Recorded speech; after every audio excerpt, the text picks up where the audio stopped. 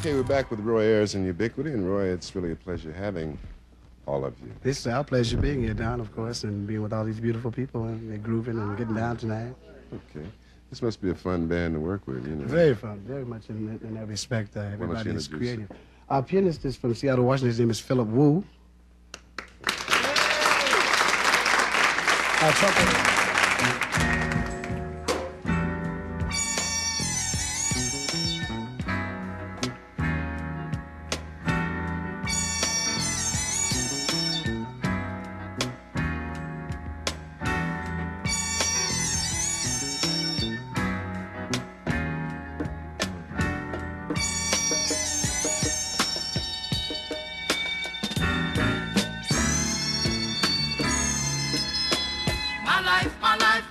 My life in the sunshine.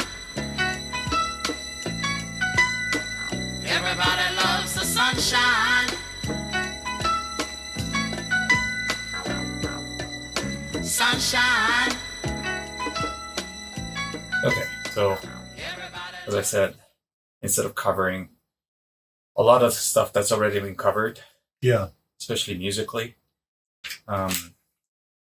people can certainly refer to the podcast that was conducted by Lance E. Lee podcast, as well as the Truth in Rhythm by Scott Goldfine. Both are available on YouTube, where your musical career was covered extensively, as well as your family background with Lance. So I curated some questions that were not covered in those interviews, or the piece that was written by Jake Uedy. It was a Roland article. Yeah. Having said that, would you like to introduce yourself? Okay. Hello, everybody. My name is Philip Wu. I live in Tokyo, Japan. I'm a musician, keyboardist. I've been playing professionally for over 50 years. I was born in Seattle, Washington, and I moved to New York City after high school when I was 19. I've had a long musical career, and I played with dozens of mostly soul and R&B artists, and some pop and rock. And I came to Tokyo 25 years ago, and I'm still going. I'm primarily doing songwriting now for the Japanese market, and I play freelance and pretty much kind of semi-retired from touring. How does a 5-year-old start playing the piano? Well, I'd like to play the piano. You know, I would tinker, and my mother recognized that my oldest sister and I kind of inherited her musical gene, and my other three brothers inherited my father's architecture gene, and so they were, you know, they can lay drywall, remodel bathrooms and kitchens, but I can't. I can play music. Would you say you were following your sister's footsteps? The piano was in the living room, so, you know, whoever sat down on it, you know, and mostly my mother would play like Broadway tunes and classical pieces and stuff like that. And people would come over to the house and play piano. And so my oldest sister was taking lessons from Mrs. Smith. And so my mother decided to put me in with Mrs. Smith. And Mrs. Smith used to hit us. You know, if we made a mistake, you know, she would pull out a ruler and smack us. You know, she slammed the piano lid on my sister's hands. And so Teresa stayed for a couple of years, and I quit after about a year. How Mrs. Smith wasn't able to hinder you from pursuing piano after hitting you? Well, those piano lessons pretty much were reading simple tunes. You know, there's a book. It's called Teaching Little Fingers to Play. That is a John Thompson. That is the universal beginner. And so being at piano lessons was mostly reading and playing songs like, the chime song, bing, bong, and stuff like that. Mary Had a Little Lamb, Twinkle, Twinkle, Little Star. But when we were at home, we were playing like Boogie Woogie, and copying like Elvis Presley and stuff like that. And back in those days, people would come over and play the piano, and then they would show you what you were playing. And so basically, I'm a piano teacher now, and what I teach my kids is to look at the piano as if it's a grid, and to recognize patterns and spaces. And and also I'm a origamist. I make origami. And so the symmetry of the piano is similar to origami. You can look at things inside out or in 3D on the piano because of the patterns that appear when you lay out the scales and chords. So it's kind of like visual math. And that's how I approached teaching myself, because after Mrs. Smith, I didn't have another piano teacher. Some people might have quit after, for the lack of a better word, the violent encounter with your piano teacher or your musical coach. But she wasn't the only teacher that used to hit me, my nursery school teacher, because I was always like very incorrigible. And my nursery school teacher used to hit me too. And when I wouldn't keep still in class, she wired me to the chair when I was 3 with like literal wire, and tied me to the chair with wire. And so back then, capital punishment in school, they had the paddle with the holes in it. The gym teacher would hit you, the principal would hit you, sometimes my grade school teachers didn't hit me, but they hit some other kids. So, that's old school, American culture, well, Asians too, Asian parents hit you too. So, it wasn't that traumatic. Yeah, my father beat me a lot harder than any of my teachers. So, any story there? I was always a rebel, and I had a bad relationship with my father until I was 14, and so there was some kind of revelation where he turned around and said some words to me that turned my attitude around, that made me stop rebelling. And so, because he was a typical Asian parent, very, very strict, and I was like super free. And so I would do stuff like I would go out and I wouldn't come home. And this started when I was like 6, and nobody could control me. And so he would try to corporal punishment. And it wasn't till he said some gentle words to me that I was like, okay, that's cool. And I stopped completely when I was 14. So it's a story. It's pretty too personal to relate. But at that point, I was hanging out with some bad elements, and I got into trouble. And it came to a point where either I was going to have to go in one direction or the other.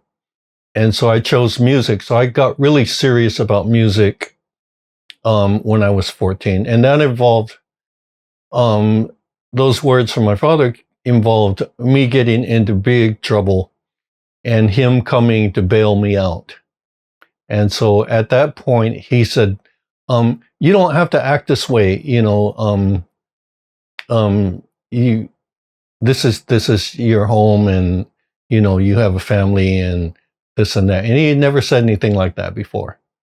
And then I told the counselor, as I was, and the counselor was like, well, what do you want to do with your life? And I was like, I want to be a musician.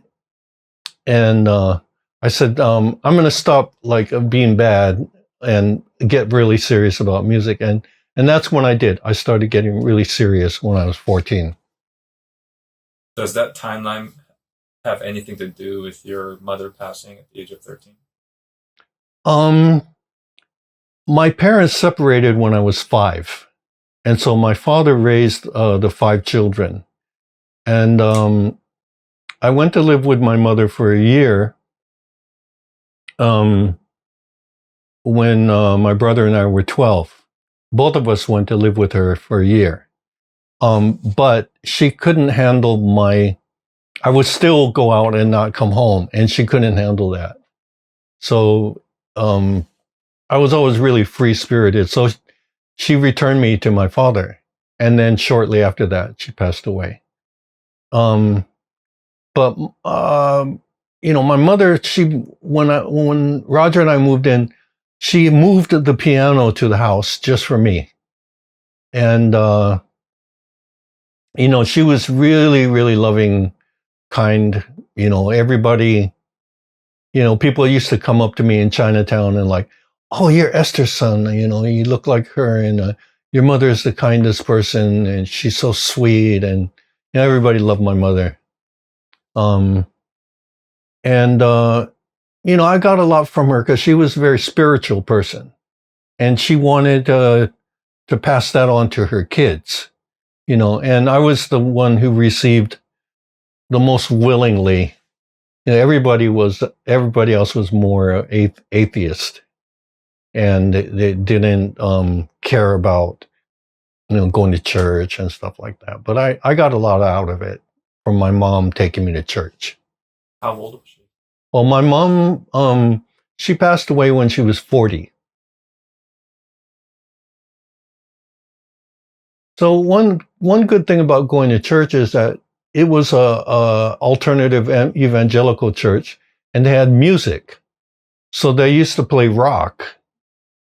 And I dug that, because I was already jamming when I was 12. I already had a garage band, stuff like that, playing blues, harp, and stuff.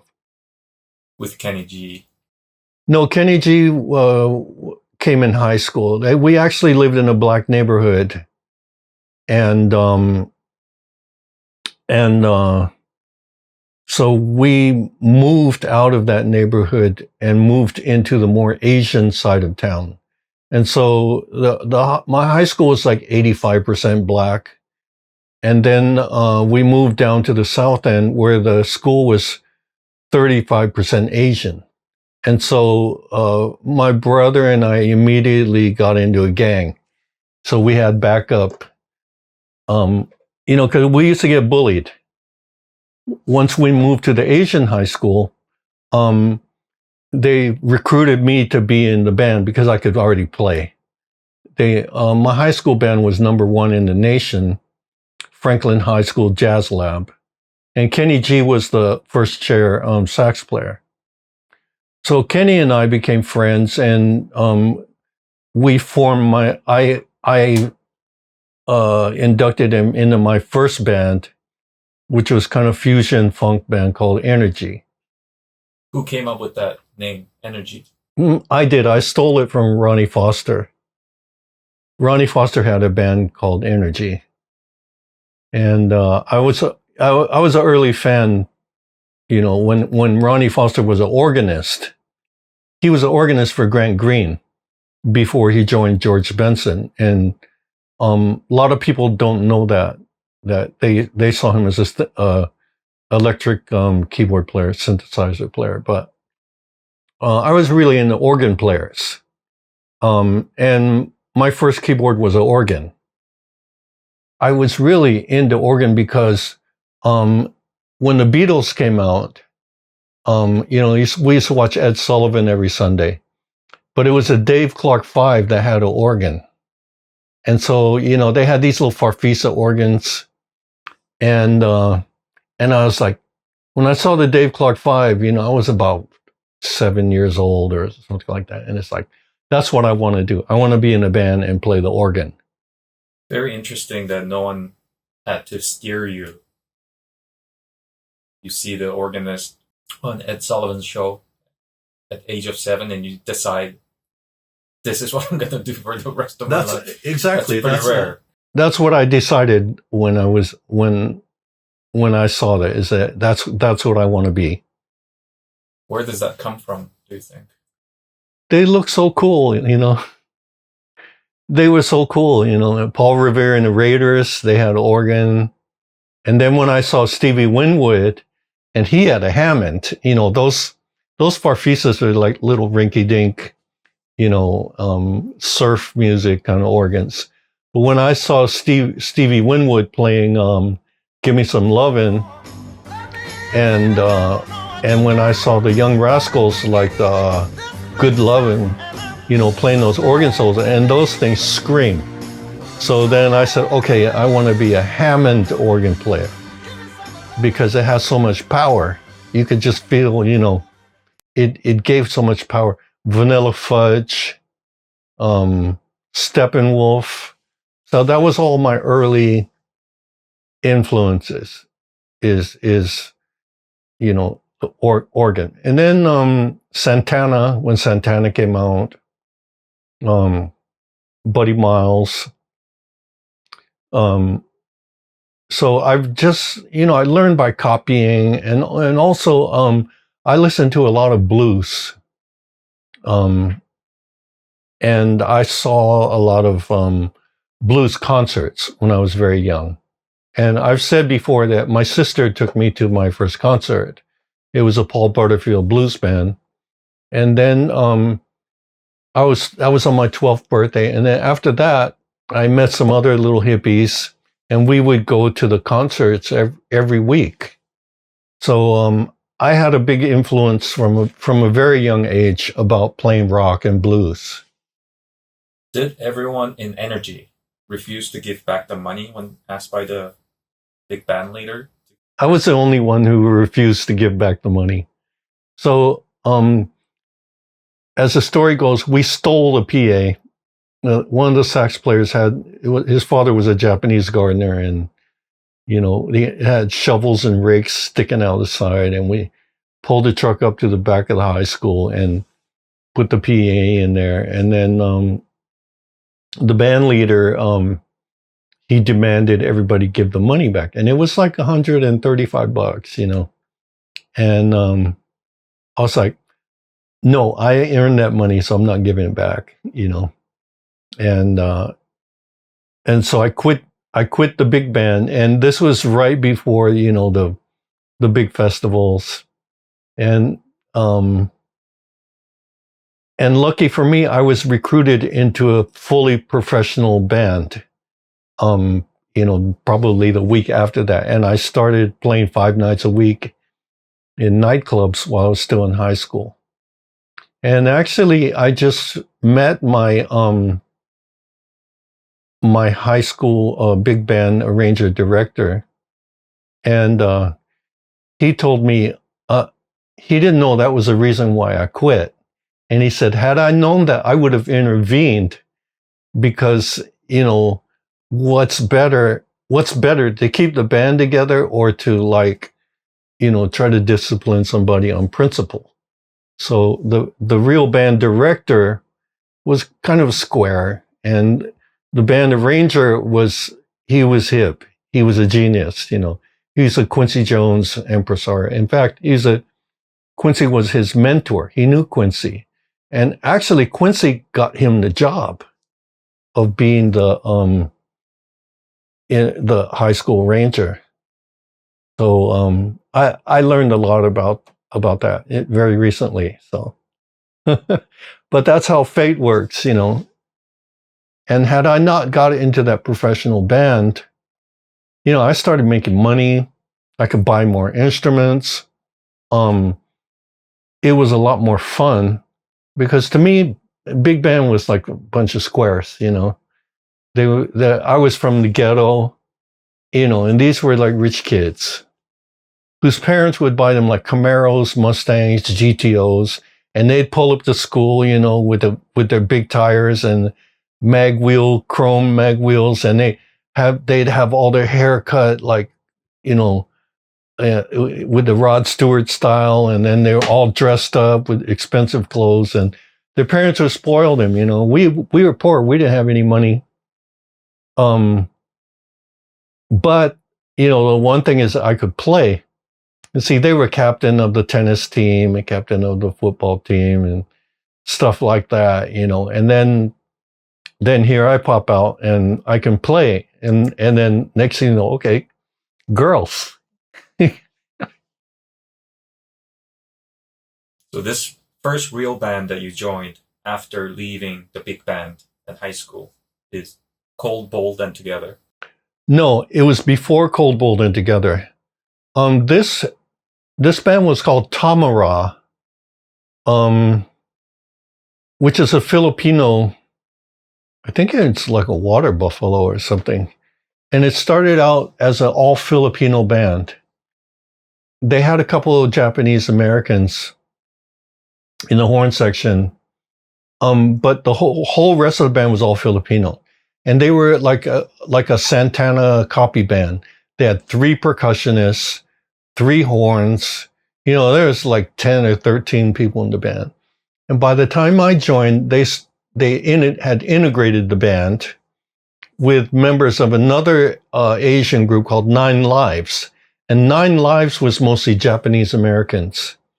But they had a white guitar player named Leonard Berman. And Leonard came over to Tamara. And then we got a couple of black singers and a white bass player. And so the band became integrated. And by that time, they had their own truck, their own PA system. They had monitors, which was unheard of back then. Nobody had stage monitors. You just had the PA, and nobody even knew what they were, you know. And then I bought like a Hammond B3, which is 475 pounds. And, but they had 2 big roadies, so they would carry they would load my stuff. And I didn't even have to carry my stuff. And so by that time, we were copying like Chicago, Sly and the Family Stone, Earth, Wind and Fire, Tower Power, and whatever the hits were at that time. We traveled all over the state, and then we did nightclubs. And, you know, so we would do a stretch at a club and do 5 nights a week or 2 weeks. And we were up there with with all the pro bands in Seattle. So for me, that was a lot better experience than being in a jazz big band, because it kind of reminds me of the movie Whiplash, you know, where the whole thing is about winning. It's not about teaching you anything. I'd never learned anything except for what I learned through playing the music. They didn't even make me read the charts. I would just listen to the song and I said, oh, okay. And, Jim Gardner, who was the black arranger, he told me, you already knew what to do. We didn't have to tell you anything, because when you got there, you could already play. You already had a style, you know. And because I was mentored by the guys who played in the black bands. And if you want to know about Seattle bands of the 70s, look up a CD called Wheedles Groove, WHEEDLES Groove. And some DJ compiled all the 45s that the 70s Seattle bands made and put it into a CD. And it was also a documentary that featured Quincy Jones, Kenny G, me, and some of the grunge musicians, because it was made in the, around grunge time. And so the guys who played in those bands, you know, they let me come over their house and sit me down and show me things. And so that experience of learning how to play soul music at a very young age, and then everybody was into jazz, but you know, jazz does not translate to money, really, compared to like commercial music, things you can dance to. You know, jazz is kind of cerebral, and to me, dark. Speaking of not much money in jazz, you were doing gigs 5 days a week with Tamara. Yeah. At that time, would you say you were making the most money in your family? Oh, no. No. I mean, we weren't dirt poor. You know, my father was an architect, but he had his own business. And when we were young, you know, he was raising 5 kids by himself. And, you know, he was a freelance architect. So, you know, we had a house, he had a car, we had a TV, we ate well, and we only got clothes twice a year. Christmas and before school. We'd only go shopping twice a year. So you had to make those clothes last. I just thought you were making good money, even with Tamara. I mean, I was making like $20 a night, which was, you know, back then the minimum wage was like $1.30. You know, my first job was at Ruby Chow's cleaning toilets for 50 cents an hour. Ruby Chow's, that's where your siblings, some of your siblings worked at as well, right? All of my siblings. All of your siblings. And some of them, while working there, they worked alongside Bruce Lee. My oldest brother and my sister were working at the restaurant when Bruce Lee was there. And Ruby Chow was a very close friend of my dad's, and that's why we all had jobs there. And so we used to go up there quite a lot. And I'm sure I met Bruce, but you know, I was like 4, so I don't remember ever seeing him. And then the Green Hornet was, I forgot when that was, 1965 or 66, and you know. So that I had only heard from the Chow kids that Bruce Lee went to Hollywood and he's going to be famous.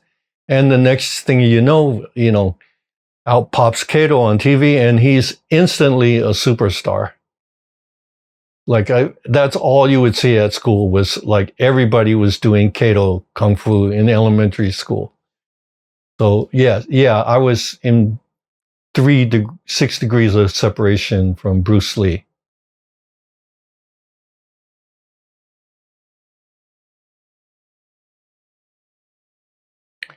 So one interesting fact is that when I was in junior high school, my brother was a waiter at Ruby Chow's, and another waiter came because the Chows were always bringing people over from Hong Kong. It was like kind of a conduit for immigrants to get started. They would send somebody over and they would live above the restaurant. The Chows had moved to the nice part of town. You know, they had a swimming pool.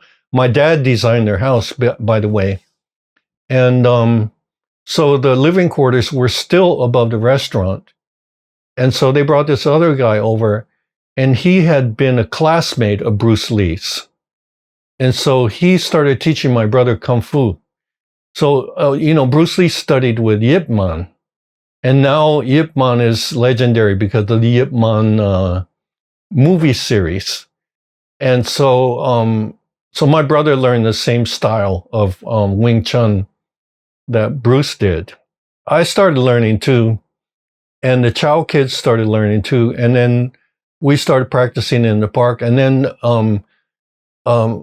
my teacher opened a school, and so we had a Kung Fu school in Chinatown. And we were the first generation, and then so my brother became a Kung Fu champ. And he has a whole table of trophies. and I have reconnected with my teacher in recent years. So that's another story that comes from Ruby Chaub, Bruce Lee, and Edward Tang, who was my teacher. This is covered by the documentary. I don't remember. They have not done this style of interview yet with me. The full scale, my whole life story interview is going to, for my documentary, is going to happen here, probably here. Yeah. So, yeah, there is a documentary being made about my life, and it's going to be completed after the crew comes to Tokyo. Do you know what it's going to be called yet? It's called Play It in Wu. The director is Stephen Mallorca, and he had a documentary on Netflix called A Peloton of One. Who's the Kung Fu champ? It was Roger. So the story about me and Roger is that we're 2 years apart. I'm the youngest, and he's 2 years older, which means that we went to school together every day from when I was 3 until I was 19. So that's why Roger and I are so close. My other brothers are really close, but, you know, having to be together every day like that, you know, we experienced a lot. You guys didn't fight? We fought others. Yeah, that was and pretty much, you know, my junior high school was 85% black too. And Jimi Hendrix went to my elementary school and high school. Quincy Jones went to my high school. Bruce Lee kind of went there. He went there to pick up his girlfriend every day. Because he was going to University of Washington. So that's where the urban legends come from, where Bruce Lee kicked 6 black guys' ass in front of the bus stop across the street from Garfield High School. So that's the urban legend, and it came from the black side. The story came from you know, the neighborhood. But it did happen? Yes, it definitely happened. Yeah. I mean, he was a badass, and he was always having it out with Ruby. And Ruby said they'd be walking down the street, and Bruce Lee is like kicking telephone poles and like punching the air, and he built like this there was a vacant lot in back of the restaurant, and he like buried this log in the ground, you know, upright.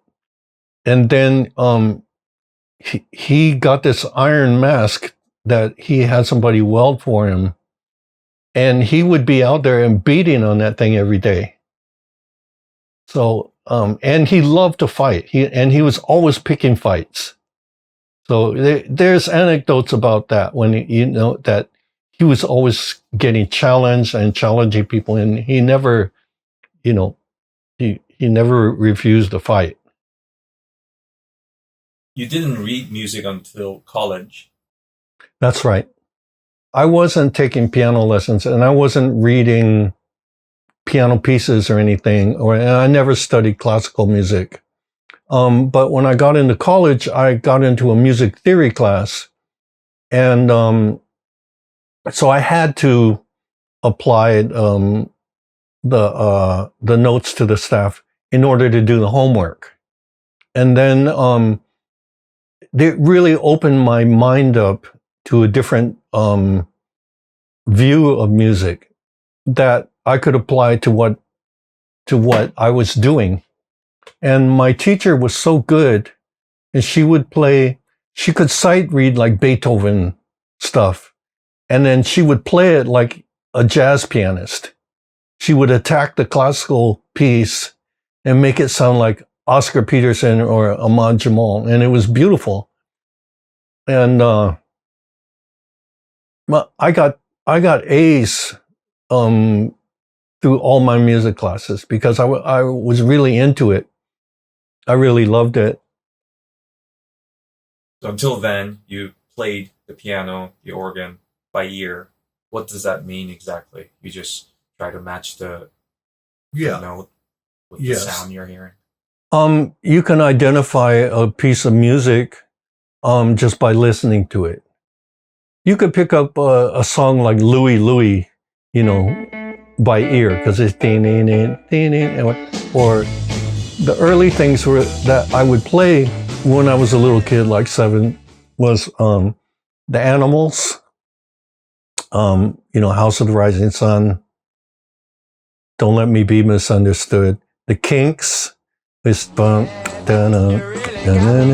so we would pick that stuff up, like right away.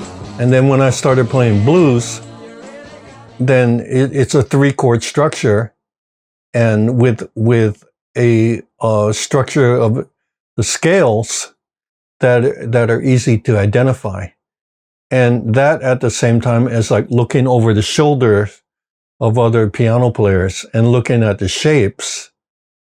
Then that's how I learned how to play. Did Roy Ayers ever apologize to you for cutting out your solo part? No, he never did. But we kind of instantly forgave each other. Him for cutting out my solo, and me for leaving because of that. And Roy, he pretty much doesn't apologize to anybody. Roy was from the breed of musicians like Miles, where you want people to think you're crazy. And so he would do crazy things to make people keep their distance and not try to get too close. Because when you're a celebrity like that, people are always trying to cozy up to you and take advantage of you. And he had been ripped off so many times. And,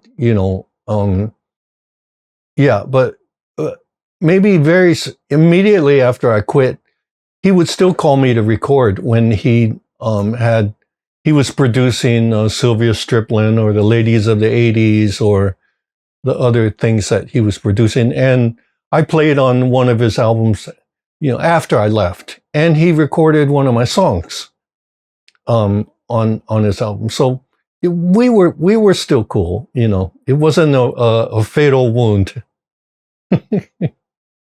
I'm still angry about that. Yeah, that was the best solo, one of the best solos I ever played. And had it made it to the wax, that would have been history. Which solo was it? Well, it turned out to be a tune that ended up being called the Cincinnati Growl. And see, when we recorded the track, there was no title and there was no lyrics. And in my opinion, he ruined that song.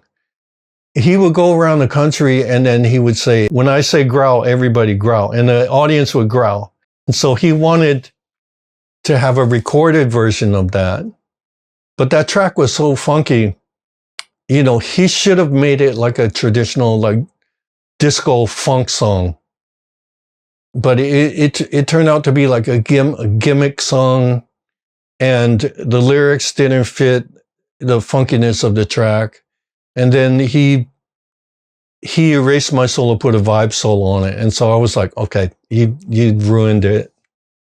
So what could have been like a ridiculously cool, funky song, but he turned into the Cincinnati Growl. Between Roy Ayers and Hamara, you were with a group called Cold, Bold, and Together. That's correct. Was it a hard decision to leave them? To leave Cold, Bold, and Together? Yeah, so what happened is first day of school in college, and then I walk into music theory, and there's this black guy in the class, and then we all introduce ourselves, and then he got up and he says, yeah, I'm Jamar Jenkins and I'm with Cobalt Together and we make records and we're a soul band. And so, at some point he heard me play and then he says, man, you sound just like Herbie Hancock. You want to join Cobalt Together? He said, we're reforming the group. And then he said, we want the players from the Franklin High School Jazz Lab. So we want the drummer, the sax player, and you. So the sax player was Kenny G. The drummer was Lee Turner. And so we formed the new Cobalt Together. And then we made like 3 singles. And then, so that was in 1975. And in the winter of 1976, Roy Ayers came to town. And then Roy Ayers recruited me into his band. And so I quit school and I quit Cobalt Together. And so during that time, I went to LA and did some recording with Roy. And when I got back, the whole band came over to my house and tried to convince me not to leave. They're like, Philip, you can't go. We're going to be famous. We're going to be the next Earth, Wind & Fire. And I was like, sorry, fellas. You know, I have to take this. There's a lot of turbulence that happened when I got that job with Roy. And it took me it was maybe 5 months before I actually left. So, you know, it was pretty stressful. And then finally the plane ticket came in the mail and I left. What would you say to the next generation, the next up-and-comers, to know when to make a decision like that, to take that leap of faith? Because I think, in a way, people are becoming softer and maybe conservative and afraid to make a big decision like that, where you quit your university, quit your team that you're with. And maybe it was obvious to you, but any message you can share to encourage like the younger people to be like, take your shot, something to that extent? I think what really was a deciding factor for me is that I was ready. So I would, I would practice. And if there was a record I liked, I would learn it. I would sit there and play, I'd play Earth, Wind & Fire song like 50 times until I learned what was going on. And if you're that passionate about something, put your 100% into it and find people who are your equals and create together. Don't be selfish and try to do everything yourself. There's a lot of people, they want to be the prince. And now that you can play everything on the computer, you hear a lot of people who put out music that sounds like that. Some of it is successful because the world has changed. People are used to computerized drums now. They're used to like minimal things. They're used to like, things like mumble rap or,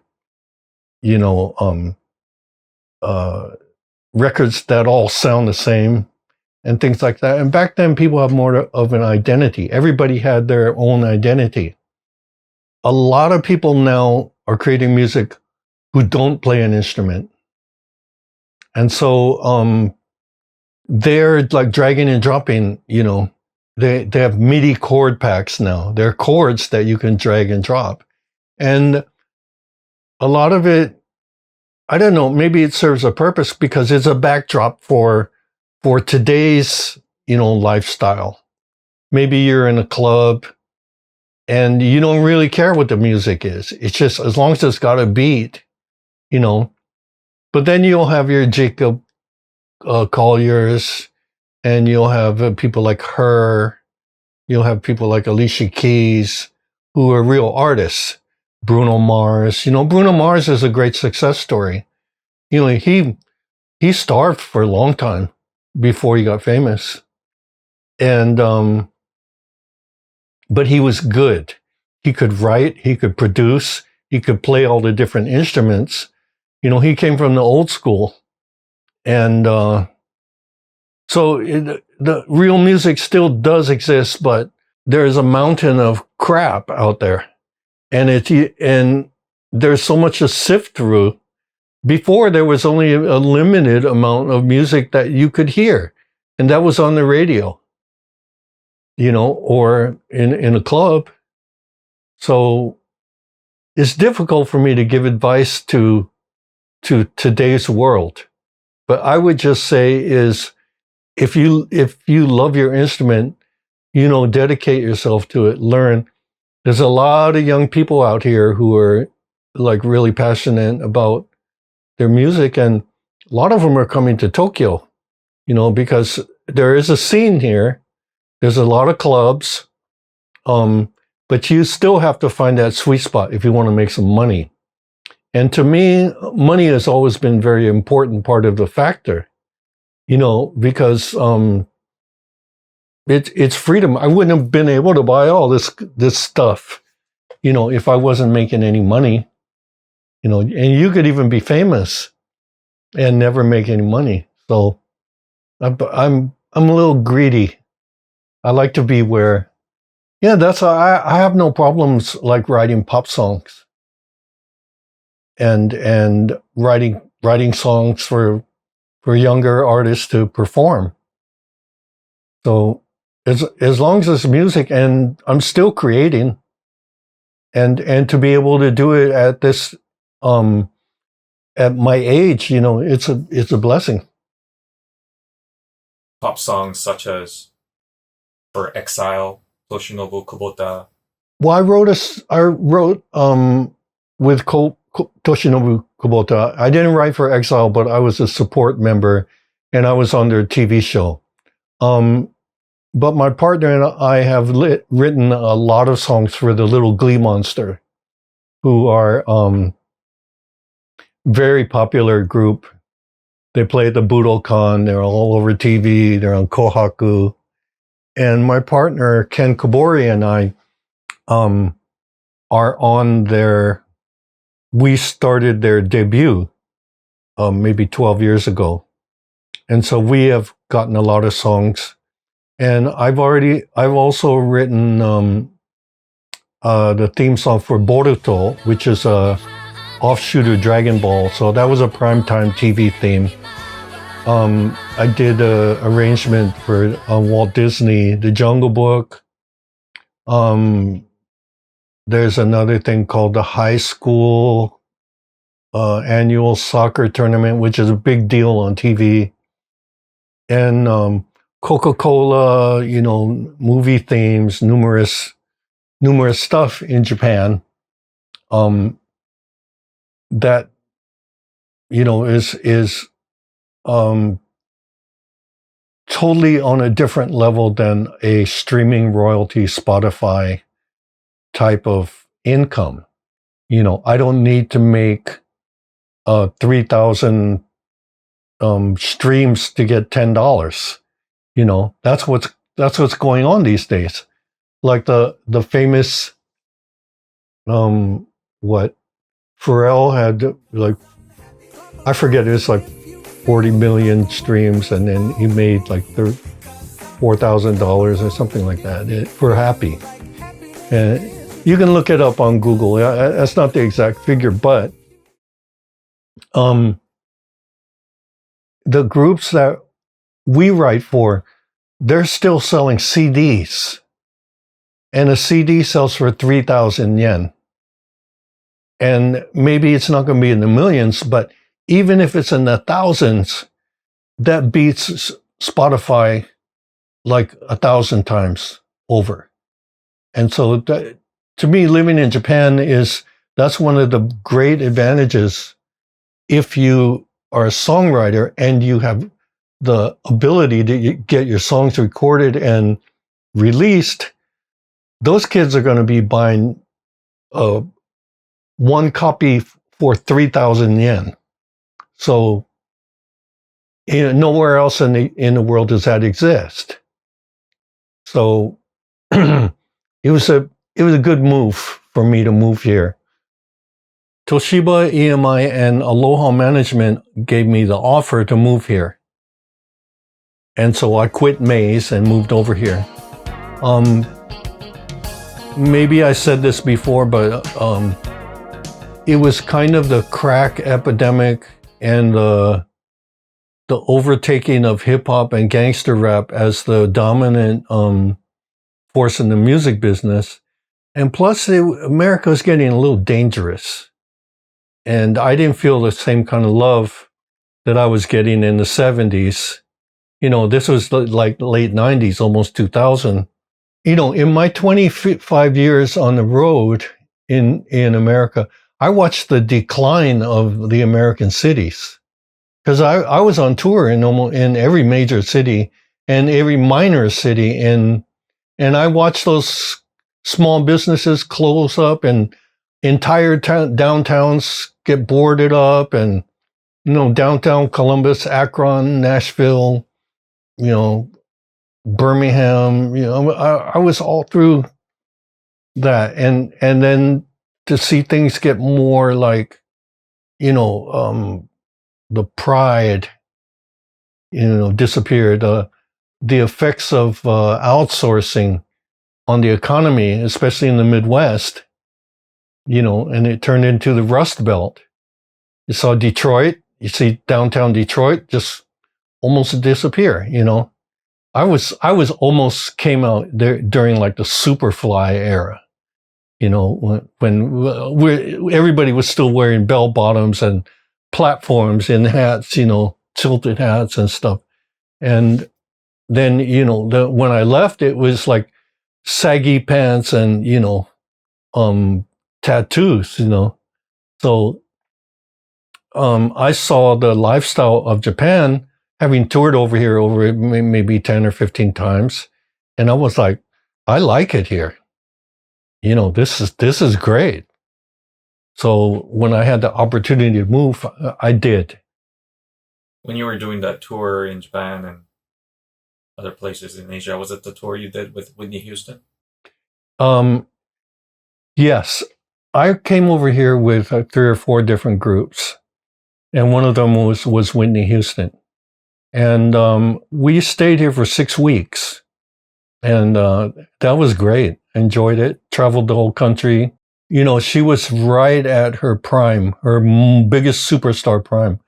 That was the end of a 2.5-year tour. So the guy quit, and I completed the tour for him. And then shortly after that, her musical director passed away, and then she went and got a new band. So that was the only time I played with her. But she was very sweet. She sent me a nice letter, and amazing talent to be on stage with. Is there footage of you playing the organ solo at Madison Square Garden? No. Yeah, that was an NBA All-Star game, and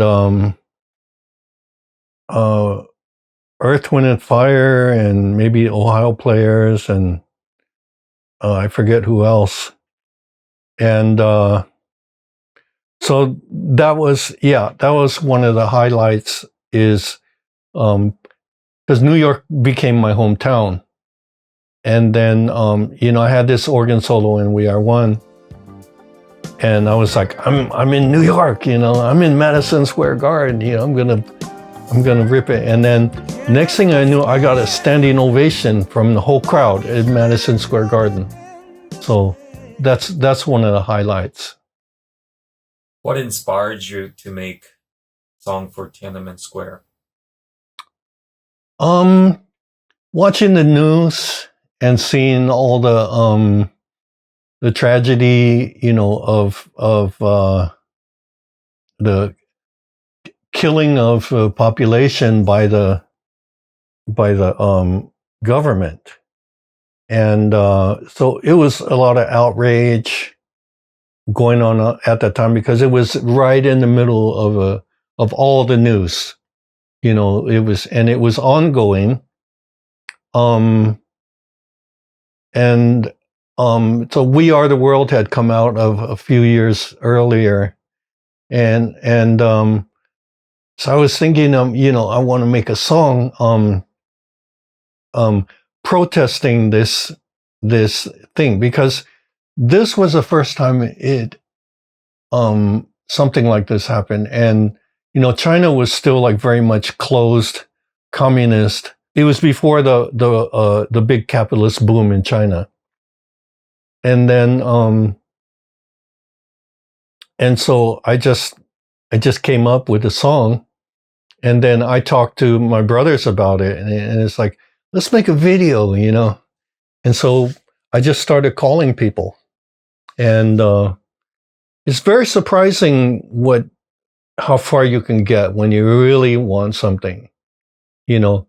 Because I just started calling everybody, you know. I call like Al Jarreau, and I call like, you know, people, the new kids on the block offered to become involved. And then I was like, nah, not the new kids on the block, you know. But I did get like Richie Havens, which is like an amazing, you know, Richie Havens opened Woodstock, you know. He's like a cultural icon. Roberta Flack, Jeffrey Osborne, Maze, you know, Nona Hendrix, the Hooters, who wrote Time After Time, you know, Kashif. Kashif got me the studio time for free. Dan Hartman got me the Hit Factory for free. So everything was totally donated. There was over 125 performers on that. And then I was on Entertainment Tonight, and, you know, then it got banned in Hong Kong, and then, you know, and then it just never went anywhere. It's on YouTube.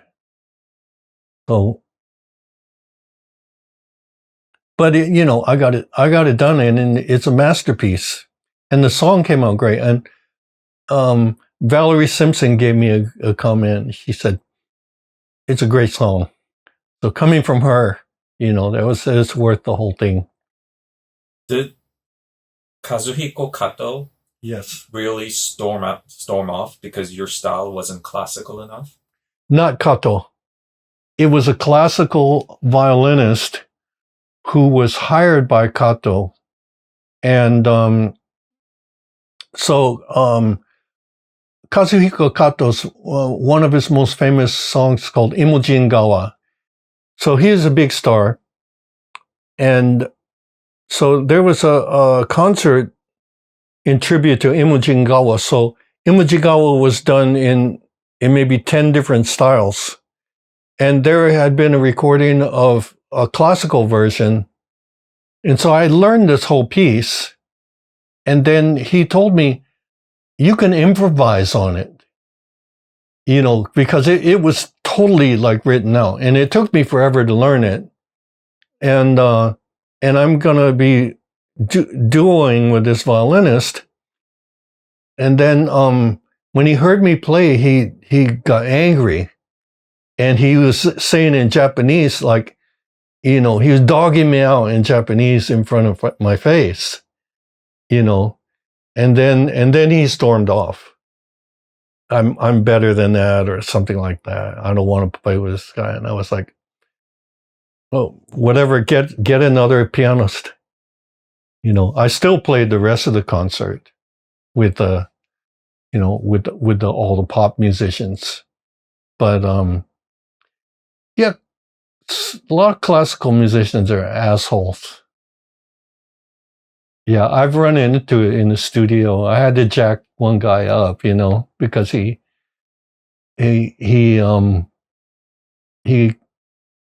was apologizing for not being classically trained. I says, I'm sorry, I have different kind of training, you know, so sorry if and he said, stupid. So I snatched him up by his collar, and I said, Be careful. He was a little shit kid, snotty, string contractor. And, so he got snide, so I had to snatch him up. You never had a day job? I never had a day job after I left Seattle. So I worked at UPS, loading and unloading trucks when I was in college. I was a janitor when I was in college. I worked at the Wing Luke Museum, which is the Asian American Museum in Seattle, which my father founded. Wing Luke was the first Chinese American city councilman in the U.S., and he was a very good friend of my father's. He was lost in a plane crash, and so my father founded the Wing Luke Museum, and during high school, I was the receptionist. I worked in a furniture store, moving desks up and down stairs, loading and unloading the furniture, and that was all my day jobs. So after I became a full-time musician and left Seattle, I never had a day job. I never done anything else but play music. So thank God for that, For people who are in the workforce, I feel bad for them because the Japanese work ethic is they like to work you to death. And the same with the ethic of the tours and the the music thing over here is, they will rehearse until an hour before the show. They will rehearse the whole show. And see, in America, we show up and we do a line check, we play a couple songs, then we go back to the hotel and take a rest. But Japanese don't have a concept of taking a rest. It's like, no, work till you die, and that takes away from your mental faculties. You get on the train, everybody's asleep, and it's normal. And so that part of it, I'm very fortunate that the work I choose, I try to get the highest paying parameters that I can. And I'm doing fine with my songwriting. I'm not rich, but I live a comfortable life.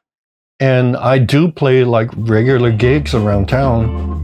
And I'm not ashamed about that. I don't have the syndrome of I was once playing in stadiums and I had bodyguards, I had valets. They would pick me up in limos in front of my house. I would fly private. I would fly first class. We had our own bus. We had 3 buses in one band. I've been to Mike Tyson's house. I've hung around with Andy Warhol. Not hung out with, but I've met Andy Warhol, Diana Ross. I've been to like the top of the game, and now I'm just a very, very, very modest life, but I'm totally happy with that. And getting a song placed and having that song, I think we've had maybe 3 number ones in Japan. You have private students also? Yeah. My style is based off of my own self-taught method. And so I teach piano as a grid and pattern recognition, muscle memory, and things like that. And I have quite a few students that I think are brilliant, that they learn how to understand the piano and not just play pieces. Here's a little anecdote. My ex-college roommate, who I stay with when I go to LA, he took classical piano for 7 years. And then, so he learned, in those 7 years, he learned 5 pieces. Moonlight Sonata, Fur-Elise, and a couple of the other. And then when he was 13, he had to do a recital.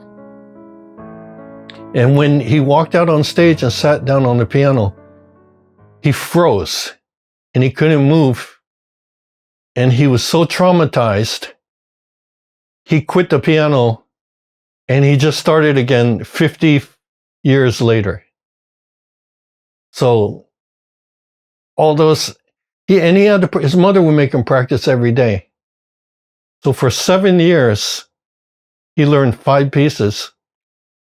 And so I teach my kids how to play by ear, how to identify a song, and teach it to yourself because you understand the piano. So they can recognize the piano. I teach them patterns. And every time you move your hands to a different key, everything changes. So that's like the origami part of it, the shape-shifting part of it, to recognize the patterns. And I tell them to bring me their favorite songs, and I break it down for them. Why? Why? This is how, and this is why. And so I start them out with all the same thing. Okay, you learn your scales, you learn these exercises, you learn how to hold your hands and your body. And then we start like learning songs, but you learn theory at the same time. You learn music at the same time because you need theory in order to well, classical musicians don't need theory because they are just, to me, they're robots. They're just, I mean, it's enjoyable and it's beautiful, but the improvisation is beautiful.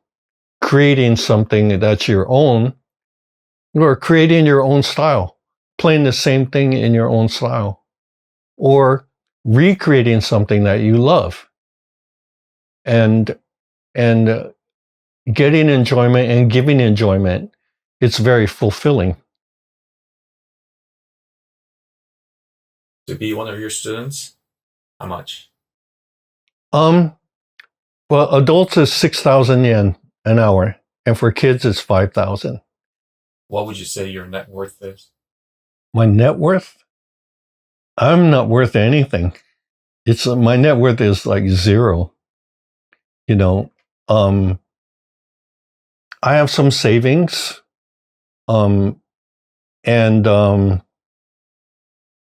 after I turn 70, I will get something from America.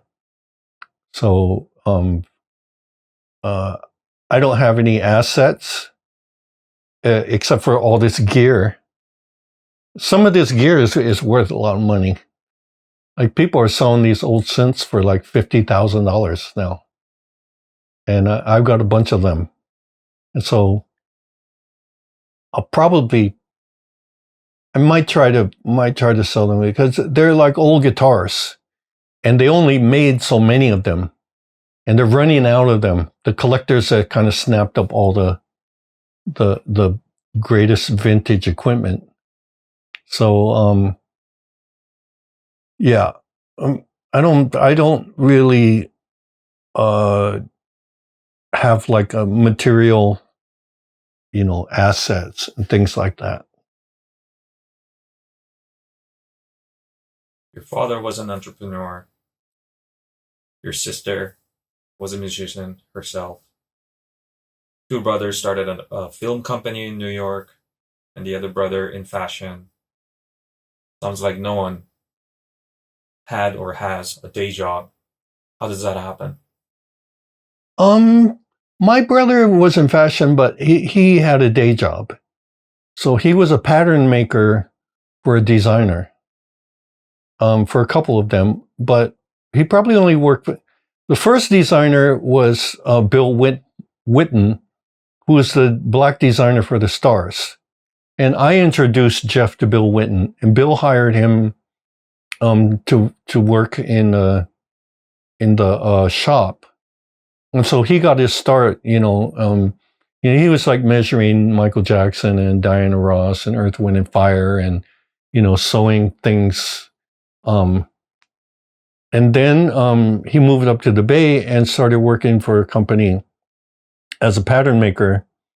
And so he just retired. But it was a day job, but he enjoyed it. That was what he wanted to do.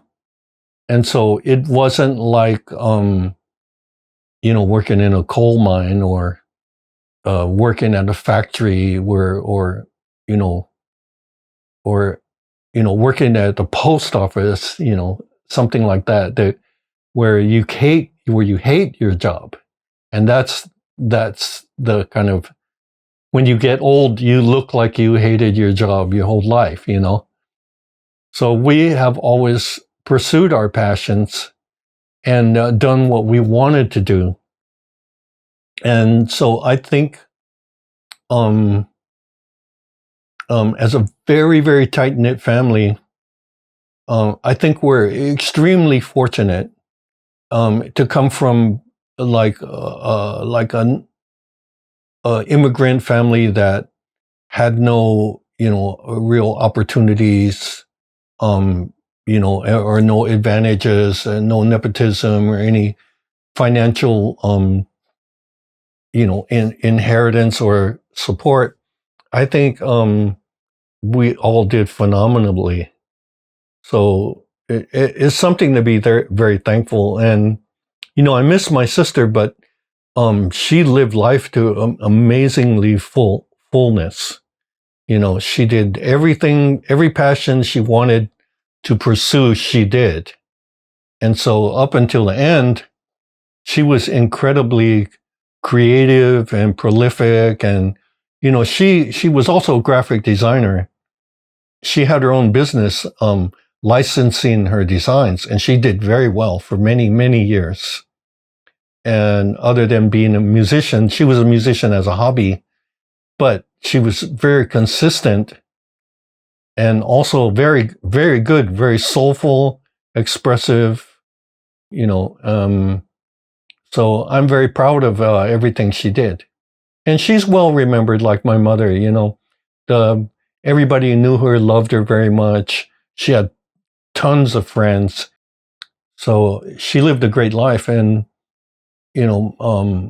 my brothers, they're really cool. Everybody who talks about a Wu says that, the Wus are cool. The Wus are cool people. So. Where does that come from? It's just natural. My dad was a cool guy. People talk about my dad like that. In fact, I just heard that,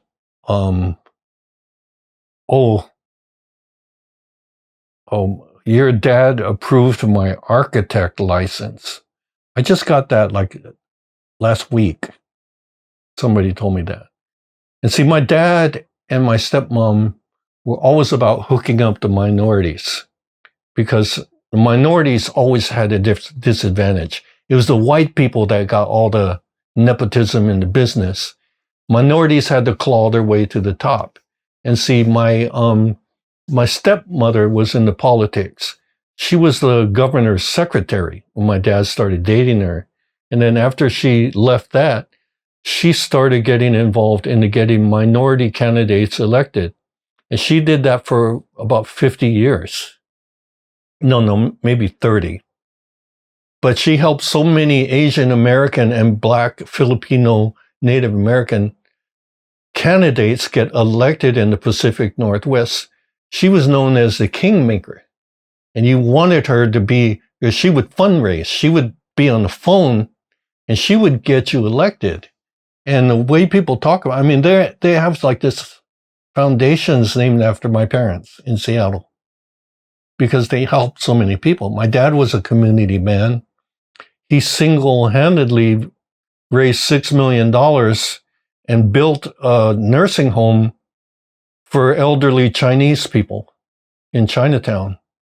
That the language spoken in the nursing home was Chinese, and they served Chinese food in the cafeteria.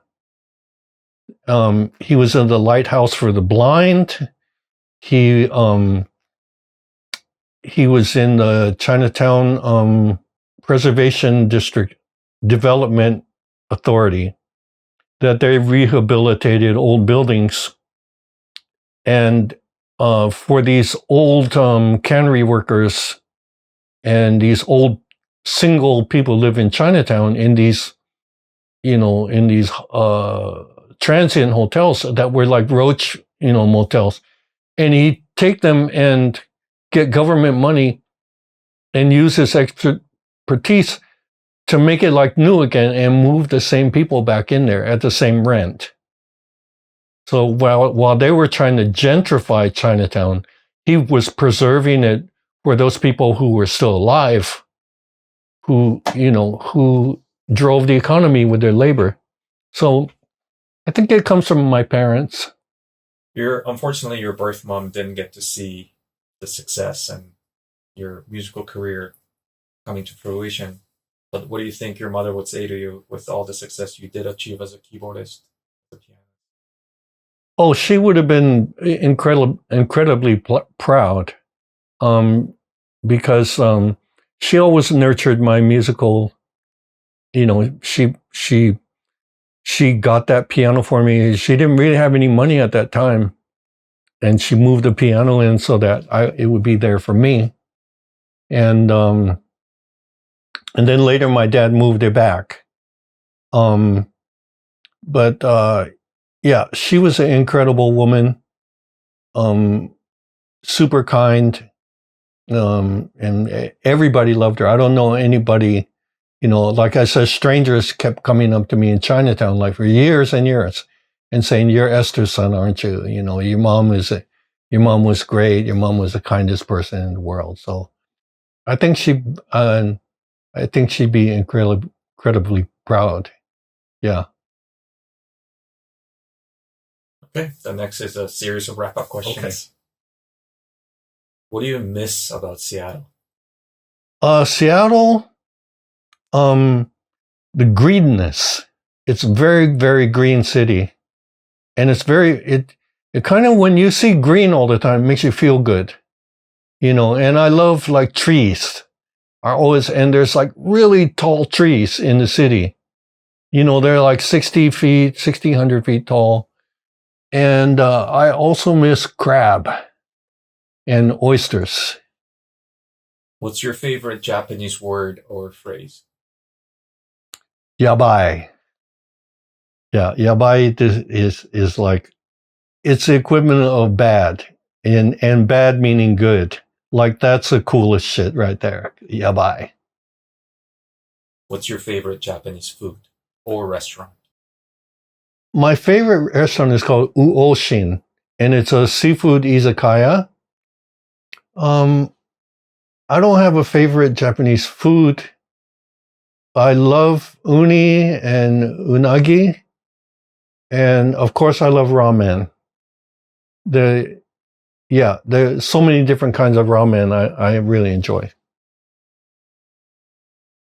If you weren't a musician, what would you be doing? Or what would you have done? I've never had to think about it. Yeah. Okay. What other profession would you like to have tried or would like to try? Yeah, I can't even think of an answer to that question. I've never wanted, or I've never even thought about doing anything else. So. Your craziest or best story you got while living in Japan? My craziest? I saw a ghost of a dog. So I used to go hiking above Kotzebue Tunnel. the Kotzebue Tunnel is the number one ghost sighting place in Japan. And so I used to live near there in Kotzebue. And I used to take my son hiking on the trail over Kotzebue Tunnel. And the reason Kotzebue Tunnel is haunted is because the execution grounds from the Kamakura era was above the tunnel. So there's a trail that goes from Kotzebue into Kamakura. And there's a bunch of tunnels up there that they closed off because some kid died up there. And so it's super spooky. And while I was up there hiking, I swear there was a dog wagging its tail out of the corner of my eye. I saw it very clearly, and when I looked around, there was nothing. So I saw a ghost of a dog. Anything you would have done differently with your life, or any mistakes you made that you've learned a lot from? I would have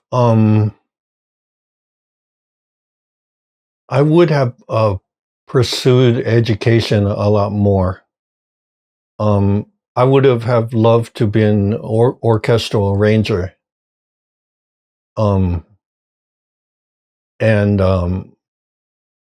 I think during the years, all those years, that we were just having so much fun. And I should have studied harder to try to be more like Quincy Jones. And also, I should have kept studying singing, because I wanted to sing, and I was taking it in college, and my college private teacher, he hit on me. He was gay, and I suppressed it, but I think that had something to do with me not pursuing singing anymore. But I didn't remember it until years later. I wish that I could sing much better. I do sing, but it's pretty awful. Lastly, any parting message to other gaijin? I think I already said it. Don't try to be Japanese. Yeah, just be yourself. They like you that way. Yeah, that's all. Don't try to be Japanese, and just be yourself. Great. Okay. I do have this a segment. It's for paying it forward. So the previous guest prepared something. It hasn't arrived at my house yet, because he lives in Karuizawa, and he shipped something to my place. But as soon as I get it, I'll be forwarding it to you. Mm-hmm. And I was thinking, for the next guest, you could, if you wanted to participate in paying it forward, it could be the hot sauce. Sure. Or it could be something else. Yeah, the hot sauce, because you will be getting probably the last or second last bottle. Yeah. Perfect. And your birthday is next Friday. Yeah. Happy birthday. Thank you. Happy early birthday. And I have something for you. I couldn't come empty-handed. Do you want to talk about the birthday concert that's coming up in July a little bit? Yes. So every year on my birthday, I have a special concert. It's in a bigger venue than Mabius. It's at Blues Alley, Japan, which holds about 120. And I always make it very special. And my love is of soul music. So I expand my band to 10 members, so I can get as full a sound as I can. And it always comes out amazingly great. And so I look forward to it every year. And my favorite lead singer, that over the years, we were together over 10 years, he moved back to Detroit. His name is Ashton Moore. And so Ashton has made it, he's pledged to fly in every year for my birthday concert. And Ashton can sing everything. And so I can pick our favorite songs or curate a show that will represent soul music. And I get the best talent that I can. And so I really put a lot into my birthday concert every year. So if you want to come, it's at Blues Alley, Japan on July 24th. And I guarantee you'll have a good time. People have flown in, just to see it or to join me. And so I would urge you to come. Don't miss it. So I don't think you can buy this, but it's like supposedly like a special edition. Wow. Champagne or white sparkling wine from A&A. Oh, wow. There's a person I'm really close with. Oh, that's cool. And yeah. So. Okay. Thank you. Yeah. Happy birthday. Oh, this is cool. Yeah.